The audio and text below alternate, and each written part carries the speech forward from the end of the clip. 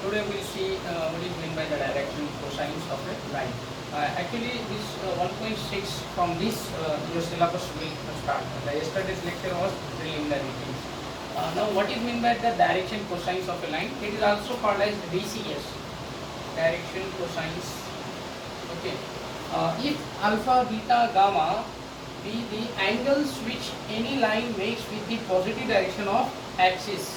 This is what plural of axis. If more than one axis, then AXES axis.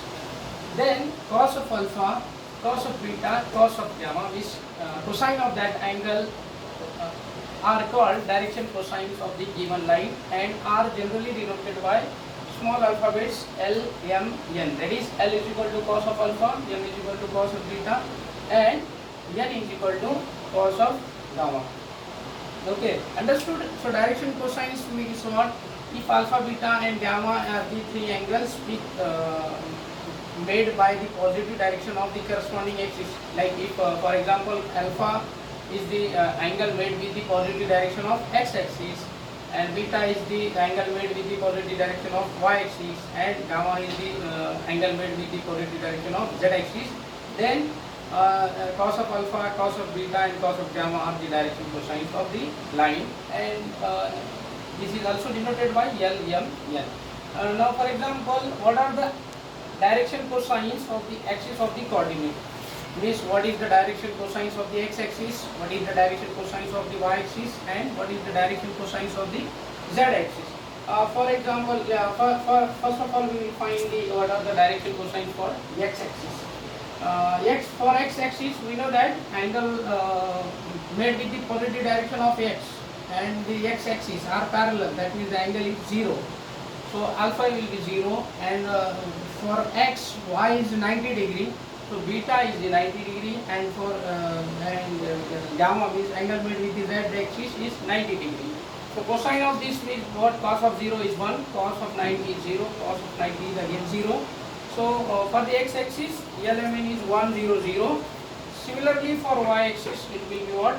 The angle made with the y-axis will be 0, and cosine of that 0 is will be 1, and rest of the thing is 0. That is what? 0, 1, 0. And for similarly z-axis, it is 0, 0, 1. Okay.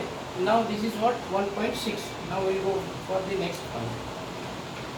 Now we will see one useful relation.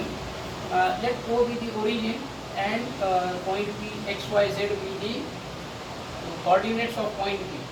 Then x is equal to LR and y is equal to MR and z is equal to NR, where L, M, N are direction cosines of this line OP, and R is nothing but the length, R is the distance of the point from origin. Okay, x, y, z are the coordinates of that point. Then we have to find out, we have to show that x is equal to LR, y is equal to MR and z is equal to NR. This relations we have to do that. Through point P, to this point P, draw PL perpendicular to this x-axis. We know that this is the point P, okay, and its coordinates are x, y, z. We have to draw PL which is perpendicular on x-axis.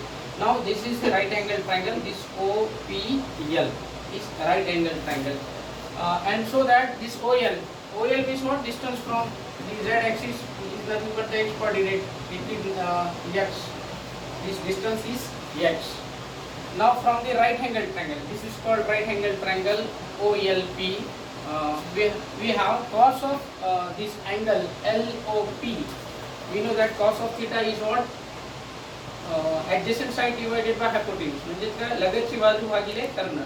So adjacent side is OL. OL divided by hypotenuse is what? OP. And what is OL? OL is x coordinate, x, and OP is what? R. So this cos of this is what? Cos of this is what? Angle made with the positive direction of x-axis, which alpha, and that is nothing but cos of alpha is L. So x is equal to LR, and similarly we will get y is equal to MR, and we will get z is equal to LR. So that is we have, so x is equal to MR, y is equal to MR, and z is equal to NR. And now we will